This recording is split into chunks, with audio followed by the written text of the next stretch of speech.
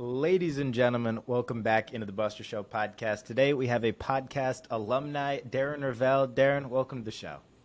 It is always great to be with you, and I think I talk to you every day. So it's good to see you, but I speak to you every day. So this is not a unique occasion. That's right. But usually those are two-way, and this is broad, which we love. I've got something for you. I wanted to start this off with a gift. I love that. These episodes are powered by So Rare, and they're into collectibles. And you're into collectibles. So I figured I'd get you something, a ticket that you probably don't have. I'd bet a significant amount that you don't have this ticket. Wow. Let me see it. It looks, I'm going to show you in a second, but it looks like it's a Willy Wonka ticket, but it's not. It is a golden ticket to the 1973 World Series press room, also known as Willie Mays' last career game. Oh, that's really cool. But the thing that I love so much about it is that it's gold. And when you see it in person, it looks like a golden ticket. And for that to have a few different meanings, I thought that was right for you. That's amazing. Listen, I love oddball, I love different, and I love even when you look at something that's now going to be 50 years old, that they took the time to make it great. That's really some of the joy of some of these things. And thank you, by the way. When you look at the attention that the Yankees paid in 1920 and 30, especially tickets in Yankee Stadium that are boxing tickets. Amazing. The Lewis Schmeling fight is just like, you look at it and you're like, this is a piece of art. The Yankees and the Cubs, whoever was doing those tickets back then, all the way up to the 50s, really took some pride in making it different and making it a piece of art. And I doubt that person these people are alive today, but as a ticket collector, I really appreciate them. Totally. Yeah, old tickets are beautiful. And most people really didn't, obviously, because of the pop counts on some of the most iconic events in world history. There are so few. And I guess this might be a good question, is how many people do you think kept them at the time versus what the current pop counts are today? And did people at the time of those events cherish it more than the population count, for those that don't know, would suggest did today? I mean, the discourse about the back end of tickets is one of the most fascinating things to me. Why did people keep a ticket? Why did they not? And over generations, how did that go down? So, you think about the Don Larson perfect game, where there's like 200 of them, which for a 1956 ticket is remarkable. Like, how is that possible? Well, unlike baseball cards, it's like your grandfather said, do not throw this out. This was immediately put in a scrapbook. At the time, it was known how significant it was, and it was passed on in generations. Your grandfather was at this game. And then you have scenarios, so, it starts with the general population of people who was at the game, how many people were at the game, and even what the distribution of crowd is based on the fans. Michael Jordan over Craig Elo, The Shot, one of the events that's called The Shot. I know there are many, but 99.9% of people in Richfield Coliseum in Ohio were Cavs fans. And so I doubt that there were 25 remaining tickets the next day. Then, Bartman, with the Bartman 2003 NLCS. It's an NLCS game. Yeah, so you and then what type of event is it? So like people keep Super Bowl tickets, people keep World Series tickets, but even an NLCS game, which has more importance than a regular season game, it's like Bartman, like you don't want that curse of a ticket in your house, and that becomes and I'll tell the most fascinating one. Do you know about the Michael Jordan shrug game population? What's the nuance with that population? The population is ridiculous, like 100 or maybe more. And I was like, wow, when I first started collecting tickets, I was like, why would the Shrug game be so cheap? Now, it is an NBA Finals game, but it's like, why would the Shrug game be so cheap? And the answer is this. The tickets looked nice, or Jordan was on the ticket? What was it? No, it has nothing to do with the ticket itself. It has to do with the ads that were on the back of the ticket. So they were playing the Portland Trailblazers, and I believe, if I'm recalling correctly, if the Bulls scored a certain number of points, you got a free Pizza Hut pizza. And if the Bulls held their opponents to a certain number of points, you got to go to White Hen Pantry, which is like as a guy who lived in Chicago for 4 years, it's like 7-Eleven, but the logo is a white hen. It's really unappealing and very, from a branding standpoint, very weird. But White Hen Pantry would give you a Illinois lottery ticket. Both were, I think it was like Bulls 121, Trailblazers 89. Both conditions worked, and then people gave their tickets to both White Hen Pantry and Pizza Hut. And apparently at the time, and this was told to me, hopefully the game of telephone works, through Andrew Goldberg, who's the Jordan ticket collector, that, someone went to both, and there was a bucket of tickets that were not thrown out that were collected at the time, and somehow it lasted through to ticket collecting. And that is why the Shrug game only costs $350 and not what you would think, $2,500. That's pretty amazing. And then you have what I imagine is the most widely regarded, famous, most expensive ticket, the Jackie Robinson debut, right? At the time, obviously, the reason that game was so significant is because what he did had not been done before. And a lot of people were upset about it. Therefore, how could a few conditions apply over that period of time? A, people kept it, and B, it survived. And how many? I mean, there are only less than a dozen of that ticket? I think 7 or 8. Now, what's interesting to me is so I love the ticket conversation. Obviously, I'm big into it. I don't necessarily subscribe to the debut is a rookie card. As more card people have gotten into it, that's what they like. There are a couple debuts that I think are undisputably collectible. Jackie, Jordan, LeBron, Bo Jackson, some the ones that I think that you knew at the time they were big. Now the ticket collectors who are card people say, well, what's great about it is you didn't know at the time, and they love the scarcity and they love I'm so much more into moments because I use it since cards don't have moments. I use the moments to say, oh my God, I was here at this time. Especially in COVID, when we needed to go back into our memory bank because we had no joy because we were sitting in our houses all day, right? We needed to jog our memories and make ourselves smile. And man, I remember where I was during the NBA Finals with the Rockets and the Knicks and the O.J. Simpson car chase at halftime. And I mean, yeah, I remember where I was when this or that, or as opening day comes, my only championship. What a horrible thing for a person to be 44 years old and have one sole championship. But, Buckner, the ball goes through Buckner's legs in Game 6 of the 86 World Series.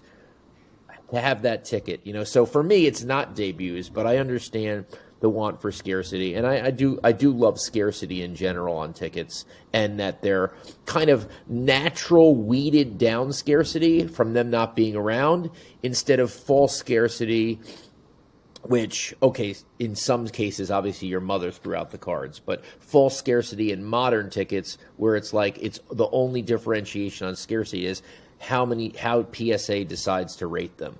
That's how scarcity comes about. Sure. I know from us talking every day for the last 5 years that we think alike in terms of just historically significant moments, things that are a part of history. I think when things are made to be collected, that often takes a lot of that out of it, right? That's why, the one-of-one documents and art, and those are the sorts of things that tend to set the all-time records. Game-worn memorabilia from an iconic game, like those are the things that set the all-time records, not things that are mass-produced, obviously. What does your research process look like now as opposed to when you were last on? I think the last time you were on was the Pop-Up Bagels episode, but the one before that, has any of your research changed in terms of how you're looking for those, iconic world events and everything that falls into those? No, I mean, using newspapers.com, using everything that I can, making sure I know what's going on in every auction, just trying to find inefficiencies and arbitrage, you know, and it's interesting. Nothing, I'm still everything that I've gone into, I haven't really gotten out of. There's no mistakes that I've made in terms of like at one point I researched it and now I'm not as comfortable with it. I still love the sealed rubber LJN wrestlers. I think that's a big one. I actually, VHS was an interesting one for me. It's always hard when you get into something to know the market of the people who are in it. And I think it's the least, it's what people least pay attention to. And it's very important. So who is in your market? And I always say this, it's not just the player. Like if you're a 50-year-old who starts to get into Luka Doncic modern rookies, you need to know that over indexes into younger people who might not have the same cash, because if they can't hold on for as long as you can, and that will affect your price. So I think you always need to have your head on a swivel and know the market. I think in the VHS market, there were like 10 serious collectors, and they were buying everything. And that's why that market at least has slowed down, because I don't think the mass has come to it. In tickets, it has. I don't think with VHS. So that wasn't something I just had the hunch. I loved the idea of, basically small movie posters on an outdated piece of technology. Obviously, sealing provides the scarcity.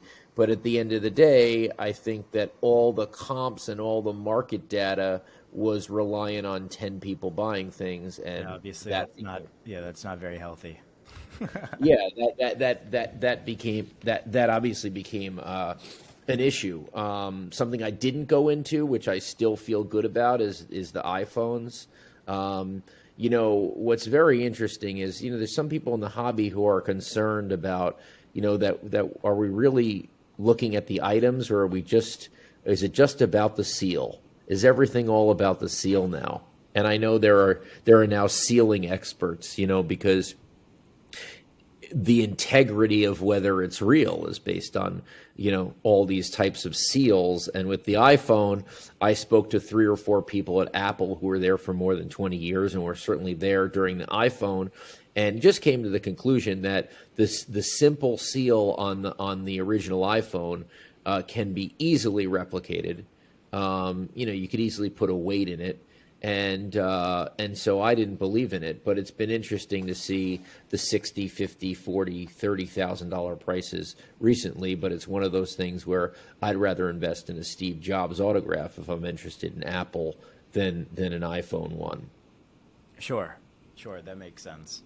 And I think one interesting thing when going for like true historically significant events, and I think another one of the most underrated things when it comes to the hobby, and obviously you figured this out way earlier than most, is just the power of personal brand in collectibles, not in terms of influence, but in terms of ability to share a story.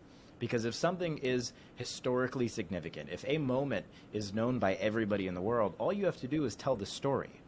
And the memory is there somewhere in their head or in their family or in their friends. It's very different than creating IP. If I want to create a show and I draw you a character and I'm like, this is Microphone Man, I now need to do so much more work. But with collectibles, if I'm buying Lincoln and Washington and some other characters, right, then I can just say Lincoln, and you go right back to like history class, every Lincoln story you know, and that is the power of pre-existing brands and the collectibles that tie to it. But you can only tap into that with personal brand and the access to tell the story, which is something I definitely learned heavily from you. Oh, absolutely. Yeah, you have to be able to tell the story, but you also have to be able to tell the story in the right way. I'll give you a couple examples. Maybe 6 years ago, I was at the National, and a guy had a stack of checks, and he's like, yeah, they're all $50. And they were Bart Giamatti checks, whose signature alone is probably $10. The former commissioner of Major League Baseball, under Pete Rose, died of a heart attack. Also, Paul Giamatti's father. Yeah, Paul Giamatti's father. Yeah, I often don't do that. And I was rolling through the whole bunch, and all of a sudden it said Chicago Cubs, $50, and then it said in the memo, Peter Uberoff's tickets, 8/8/88 game. Now I know that 8/8/88 is the Cubs' first night game, or intended to be the first night game for the Cubs. It was actually a rain out and became 8/9/88. But all of a sudden, that is not $50 anymore. It's the former commissioner's tickets to the Wrigley night game. And so as part of creating value through a story, before me, there were not many people who collected checks with stories. And, I kind of said, well, it's more valuable if you have Walt Disney paying for his 1962 taxes versus Walt Disney saying Merry Christmas to someone. And so, I collected 100 checks that way. I am going to get something right now, and I'm going to ask you before if you would buy it, and then I'm going to try to convince you to buy it. Now, I'm not going to sell it to you, but I just want your head to go there. And you're based on the story, you're going to tell me if you think my story is good enough that you would then buy it if I were to sell it. So let me try to get. I'm always honest with you. So this is the process of telling you how important a story is. Here is the item.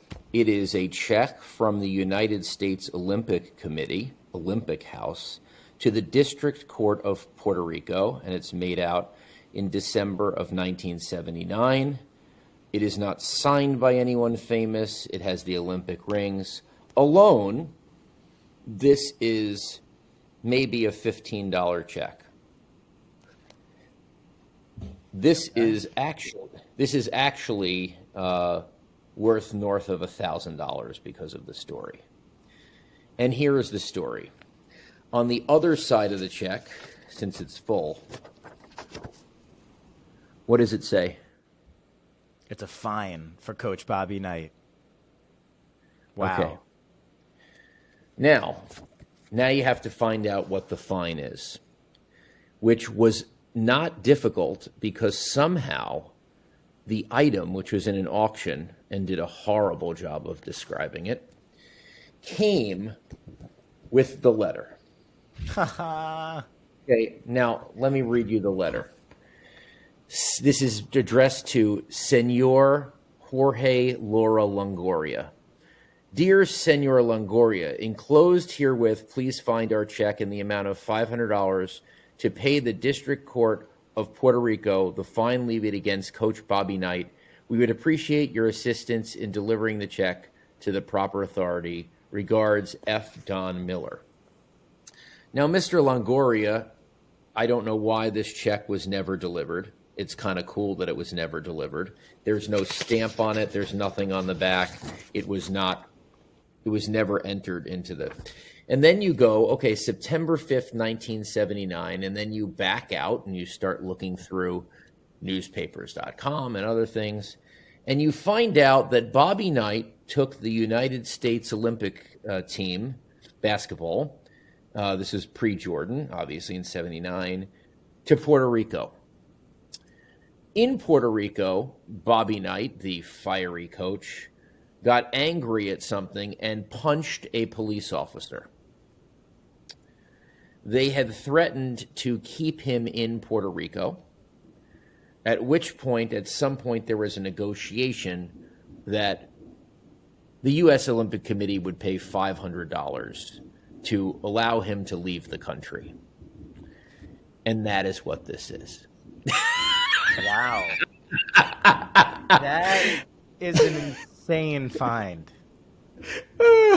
So now listen, I mean, that just goes to show you, like, again, like, alone, there's not even Ernest S. Gink signed this, and it's $500. It's the District Court of Puerto Rico, and alone, it is nothing. But then you get the letter, you do the research, and it's an insane story about Bobby Knight punching a police officer. Like, how does well, it's in Puerto Rico, so it's not a foreign country, but still, how crazy is that? And well, yeah, it's bought that story as well. That's so much. And then now I own the rights to tell the story, which is also, I think, something that I've also taught you, hopefully, is that things are worth buying things just for the right to tell the story. And it's the same way with when I bought the Charles Solomon check from October 28th, 1929. Charles Solomon, Al Capone guy, a Jewish mobster, runs a lot in Boston.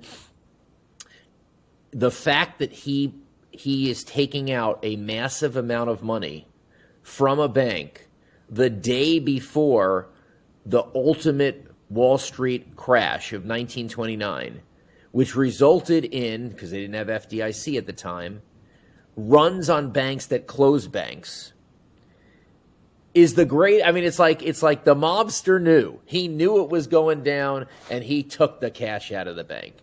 And it's so crazy that check survived. And I sold it to Rick Probstein at 10 times what I paid for it, and I told him I sold it at 10 times what I paid for it because he had to have it. But I sold it based on the story because there are plenty of Charles Solomon checks. So that's what I'm talking about, on the story creating value. I want to give you one more about the story. So this ticket really would not generate any kind of, without the story, this ticket is okay. You see what it is? The 1977 Yankees Mets, July 13th, 6th inning blackout. I think it's Mets Cubs, right? Oh, it says New York. Got it. Yeah, okay, it's Mets Cubs 7. Okay, do you know about the blackout in 77?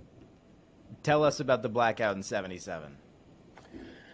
The blackout in 77 is often credited with the beginning of hip hop. Now, let me put this in a nice way. In 1977, the scene with hip hop was coming up. It was much in the way of the 1920s and African Americans and the rise of jazz. African Americans kind of controlled this. Now, unlike jazz, where it involved singing, getting something that could be gotten for the tools of the trade, a trombone, a piano, things were around. The guys who were doing hip-hop couldn't exactly afford the turntables. So when the lights went out and there were no alarms in stores, let's just say the guys who needed to get the turntables got the turntable. And that was the real beginning of hip-hop. And that was the night that the game was suspended in the 6th inning, and this is the ticket in New York. Wow. That's amazing. That's a great story. Now. What's the population count on that? Probably 1. Now, here's the deal. Insane. I wasn't the original teller of the story. Simeon Lipman, who is a guy who I talked to as much as you, who is on Antique Roadshow and has been, my friend for a very long time in the hobby, and we also have similar interests. He told me that story, so I would buy it at a value that is way beyond what he bought it at. And I bought that, so now I can own the story to tell it to you. It's a great story. And that's the real, that's what makes collectibles so fun. It's not about the item, it's not about the money. Those things happen, they don't happen, whatever. But it's the ability to share something that nobody else has the upside in sharing. Therefore, nobody else will share that story. And if they do share that story, it just benefits you. You own the equity in the story, essentially. Well, it was my mailman, and I figured we would open up what I got today. How's that? Go for it. Okay. I've been slowing down my purchases recently, but so let's see what this is. Oh, this is very good. Okay, so my favorite race of all time is the 1972 800-meter race for the gold medal.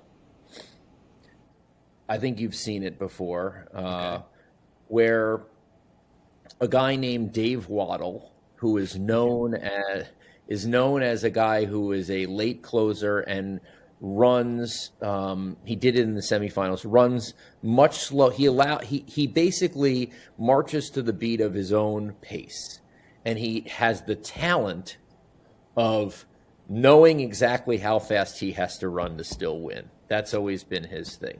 He's one of 3 or 4 guys to beat Steve Prefontaine on Oregon soil. And in 1972, he qualified in the 800. He also tried to qualify for the mile, but he qualified for the 800 for the U.S. team.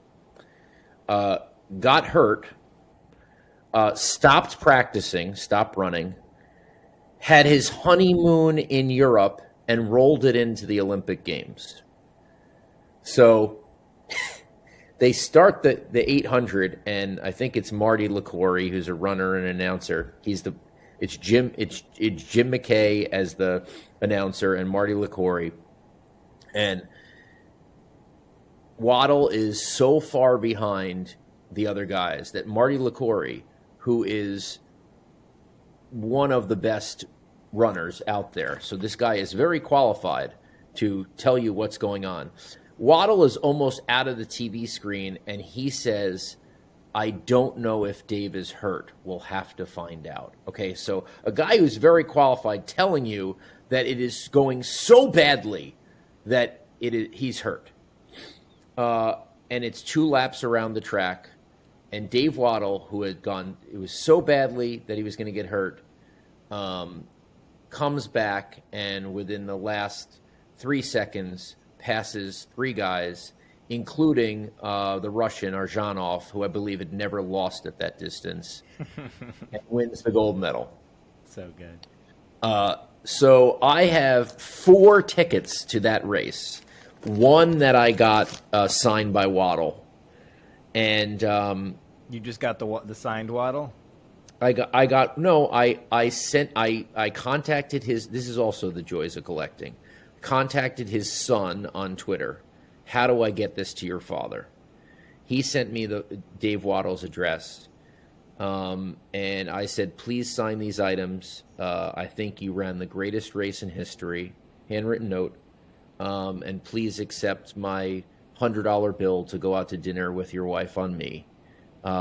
I had always heard he signed everything for free or nominal money, and I just wanted to, thank him for the race that I so enjoy. And it was ridiculous. He sent back everything, and then another note saying, I'm so thankful. I've never received something like this. I mean, it's $100. What? That's so crazy. And yeah, because it just. So anyway, I had never found the program. And on eBay, I found the program. So this is the program from that day, September 2nd, 1972. And in it everything is typewritten, and I'm trying to see. That's a great story too, especially the part with him. And now again, you're able to share it, and I think that's. And then the freak that I am said, can we talk about? So he won it in a hat. They now don't allow you to wear he wore it in a golf cap. I mean, it wasn't a sponsored.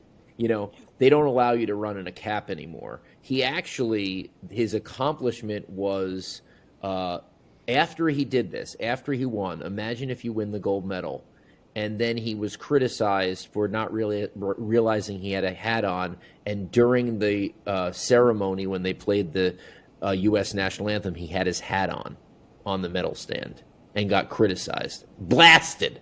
Okay? That's very 1972.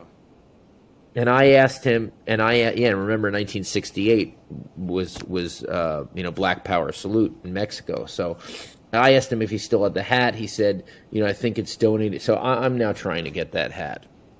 So, all right, one more piece of mail. Let's see what this other piece of mail is.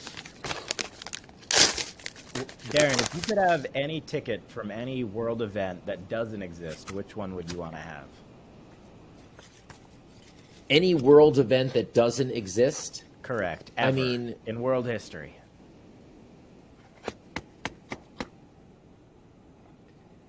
That is such a tough question. My favorite sporting event is the Secretariat's running in the Belmont, and that exists, and I got it. What is my favorite historic? So I've been looking for a long time for my one of my favorite things in history is the Nuremberg trials when the Nazis got tried.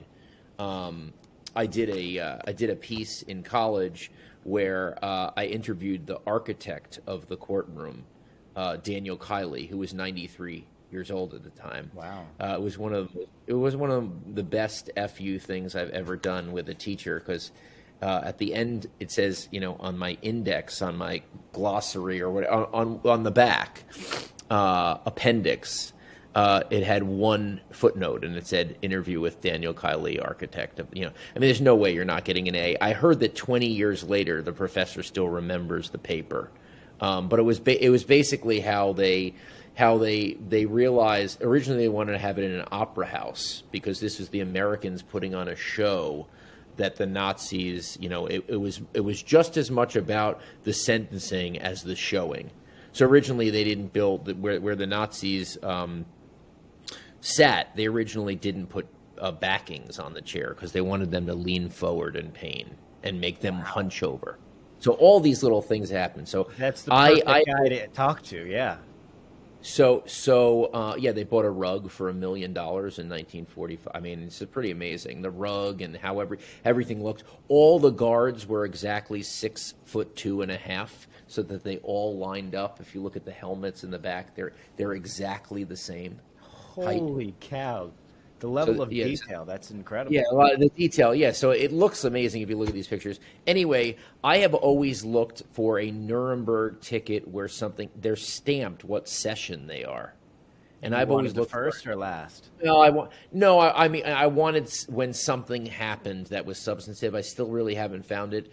There is a cool one out there, and it's been signed a couple times. Mo Berg, the catcher who was a spy, he attended the Nuremberg trials, and there's some tickets that have been signed by him. But I'm still looking for something there. But yeah, no, it's listen. That's the fun thing. What is this? Imagine some that I can think of off the top of my head. Imagine a ticket to an original Shakespeare play, or imagine that would be a great one. Or imagine to the Roman Colosseum. I know they didn't have tickets. What they used was glass shards back in the day, but that would be amazing. Those are two events. Obviously, or how about I hate to make it macabre, but how about Marie Antoinette's guillotine? A guillotine ticket would be crazy. That would be nuts. I bet they exist. There've got to be some guillotine or execution tickets. That is crazy, though. Obviously, both of us want a Titanic ticket. That we do. Is very much in question on whether it what exists and how credible. But I'm fine with leaving the dock. That one leaving the dock. Not actually taking off, but leaving the dock from Belfast, which was not where it left from, right? Belfast was where it was made, or Southampton. I can't remember, right? But leaving the dock from to go, not to go on the trip, but to actually, it was built and then, leaving the dock. So my second one is not like anything great. I just, I've just been collecting things that are cheap and look kind of cool, and I've been doing a lot of concert stuff. So I got this is just a nice, you can see the full Bruce Springsteen name from 1980 and Nassau Coliseum. Nothing big or crazy. Anything with a story is cool to me, especially when you look at the populations compared to a lot of other collectibles. I mean, that's one of my favorite things about a lot of different, assets. And that's that's very interesting now because, Beckett, one of their ways to try to beat out PSA is to have more on the slab for a ticket. And it's very interesting because, you and I think we're the same with gifts, and you gave me a gift in the beginning. I like to give tickets as gifts. The problem is that sometimes if you don't write enough of the story, it becomes less cool. So I'm friends with Chris Collins, who's the coach of the Northwestern basketball team. And I've gotten to know Doug Collins, his father, who, of course, coached Michael Jordan in his first couple years at the Bulls. And I just found this for $2 on eBay. And because of I wanted to try out Beckett. And so here's the ticket right here. Now, this is a preseason game at Illinois State University. And it's Doug Collins' rookie year with the 76ers. Okay? The ability to tell the story on the ticket with PSA is not really there, which means that this is not a great gift, right? I could tell you the story, but then I have to rely on them telling the story. Sure. Okay? Now read this. Rookie Doug Collins returns to his alma mater, Illinois State, and gets a 2-minute standing ovation. There you go. Okay, so then now $2 plus grading cost gift value is significantly higher than what you put in terms of the value to the right person that you gifted to. Makes perfect sense. Correct. Yeah. So that's I guess we're talking about like the stories and how things go on and why things are valuable or why, and I think that's also something, the ability to translate the story and that person to play the game of telephone. Gifting collectibles is the most underrated thing on the planet. You know this, a few other people know this, but like Patrick Ryan is my father in that I'm older than him, so I'm not really, but he's my father in the spending money on gifts and giving gifts that, he would always say to me, like, I have this massive account, right? Like millions and millions of dollars. And I got this $500 appropriate gift perfect for the person. And it's worth it's like being worth $1 million. Like, when JJ Watt, who's a close friend, retired, I got him every single card that he had during his playing career. Every single base card, which is like 320 base cards. That's a very thoughtful gift. And with ComC, you can do it, right? Like you don't have to. I had to do a couple things on eBay, but like again, with memorabilia, the cost to real value ratio is so skewed that it always falls. And if you know the person and you give something that's great, it always skews the value to the gift giver. And then if you also have a brand to help tell that story, then it's just fuel on the fire, and it adds so much like emotional or sentimental value, because it's like, oh, Darren Rovell went and spent time and found this item and then told me the story, and now I have it, right? That's like there's so much there, but it's really about the time and thought. And, because a lot of these items are one of one, like you're just not going to find multiple of like the stuff that we like to gift, right? It's just, it's very special. And I think, it's something that if we all get better at gifting every year, it's a really good good quality. I'm definitely trying to improve that every day. I want to talk about your company quickly. How are things going, and what should people know about what you're working on? So I'm always doing the memorabilia. I'm doing the Action Network and gambling, and then I'm doing my food and beverage VC, Tastemaker Capital, and then I'm running a cocktail company, and had no intention of getting into canned cocktails, but I just saw an opportunity. And what's interesting to me is that you have to figure out what is the rule of business. Like, people fail at business often because they don't understand what the rules are. And so, the rule is not to make a great canned cocktail. That's a prerequisite. The rule is to figure out like how all this works. And, originally I was going to go in, and Kickstand Cocktails is the name, and it's the chief differentiator is spice, so it's different. But originally I would say, okay, it's spicy, so let's go into California, Arizona, Texas, and Miami. Well, then you realize that you're starting a company that is 3,000 miles across, and if you have marketing, you're going to have five. Let's say we're going to do this cool car. Well, you have to have 5 cars then. There's no. So then you're saying, okay, well, let me then build some sort of triangle to make it close. So let's do Ohio, Tennessee, Pennsylvania, whatever.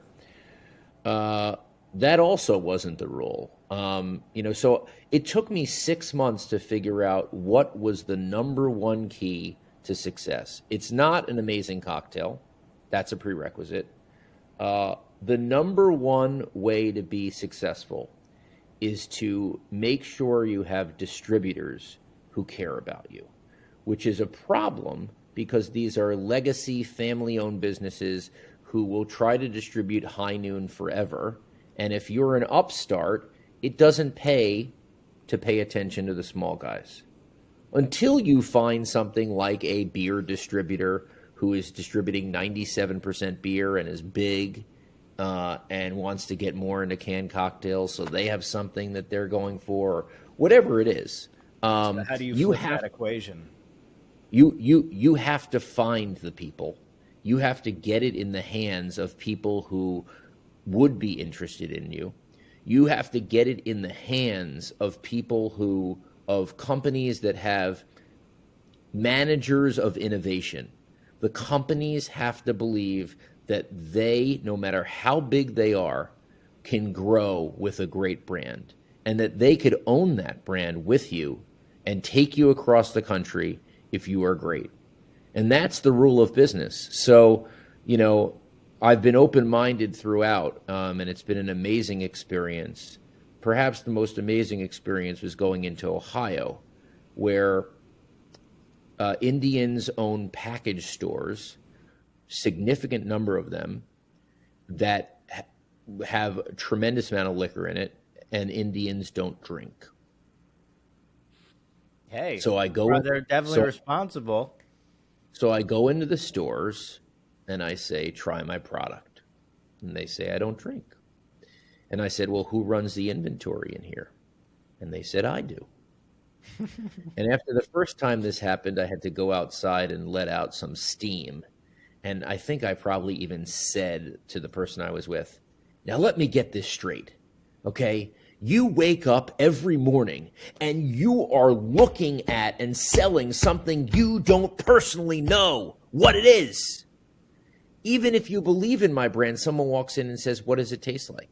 And in these package stores, often the owner is the person behind they're the only person there. Sure.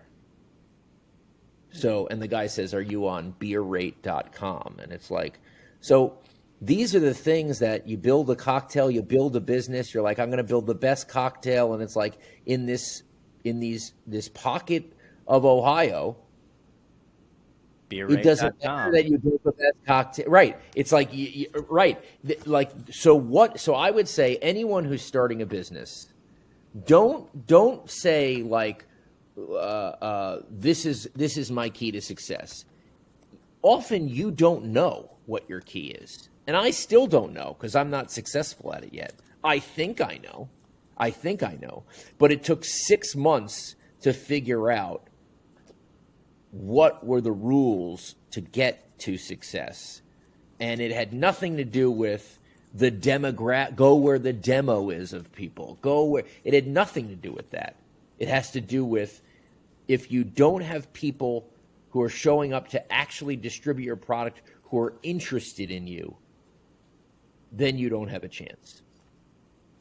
Have you found any success? It makes sense, and the BeRate.com thing is hilarious, and that story is hilarious. But yeah, I just love that concept. The nuances of it are just so much fun, like when you dive into any new business or category and just understanding how, because there are so many things that you can really only learn by doing, and that's just like. Well, let me give you one more, because this is as much a business show as it is, everything that else you talk about. Okay, so direct to consumer. So in alcohol, direct to consumer is difficult.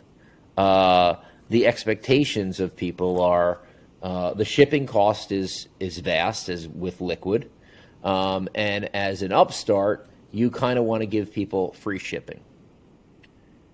But the way it works with how you have to be licensed in some state and not other states, and then trying to give them free shipping, where you're housing your stuff could be the difference between you losing money on a sale and making money on a sale. You have to know where you're coming from, what system you're doing, how much the consumer expects to get in shipping or pay for their total cost. Right? I always say Bed Bath & Beyond died because this is kind of a joke, but not really. For 15 years, they gave you 20% off coupons, which is genius, because my wife said, I'd use the 20% off coupons. I go, that's great. It was 20% off what? She's like, well, I don't know. I'm like, okay, they raised the price 20%. Like, you're so happy about 20% off. Like, off what? But then I think the standard became 30% and 40%, and they kept it at 20%. That's one of the reasons they died, in my opinion. But like, what does the consumer expect? And do they expect free shipping? And this is why it's kind of so fun to do things like this. Buy one, get one free, but we charge you 200%. Right. That's right. Or different combinations of things, right? You get a free T-shirt, you get a free hat. Liquid Death has been doing an amazing job. They just did a basketball that looks like a severed head. Yeah, we just did a campaign with them for amazing. Yeah, that commercial is really good. Yeah, really good. And then some of the other businesses. Obviously, we did a podcast last time you were on with Adam Goldberg, who's the chief bagler at Papa Bagels. And that business has been pretty cool. You're wearing your Mets outfit. They're going to be at every game at Citi Field, every event and every game, with pizza bagels, which I had for the first time last weekend, and it will get me to the ballpark this year. They were that. Well, we both invested without seeing like a whole plan. I invested more with Tastemaker Capital after, but something about business is sometimes. There's a bunch of people who didn't invest with me because they want a surety, and there's never really a surety at these things. But like sometimes it's just, if something's the best you ever had, you should put a little money into it. And for bagels, I like to say that before I had Pop-Up Bagel, a bagel was simply the vessel to put the cream cheese and butter and lox on, and now it is the thing. A vessel. A vessel, yes. A vessel. A go-between, have you, for the real thing. Sure. And now the bagel itself is the story. And as someone who was in Chicago for 4 years and showed up and saw Einstein's and Brugger bagels, which were essentially breads shaped in spheroids but were not bagels. To see the atrocity of, even in a major city like Chicago, of what they think a bagel is, coming from, the mecca of bagels, New York, Long Island, have the greatest credibility in the world. It was amazing. And to then surpass my expectations, that was worthy of an investment. I mean, I remember you called me and you're like, you got to try these bagels. And they're in my hometown of Connecticut, to start, which was a crazy coincidence because it's a 25,000 person town or whatever. But yeah, I had the bagels and I was like, all right, whatever. But correct me, I'm curious what your standpoint is because I sort of think about everything the way that I think about collectibles, whereas it adds value to your brand and your brand is everything. And if you buy SpongeBob or Lincoln or a ticket to a fair, whatever it is that holds significance, and then that's now part of your brand that raises value. I think about investments no differently. And in many cases, the investment in a bagel company or in a basketball company or whatever it is raises the value of your brand, both from an expertise of standpoint, just because when anybody has any money invested in something, they're naturally going to learn more about it, and that information is often more valuable than the return on capital in the first place, just from what I've seen the last couple of years.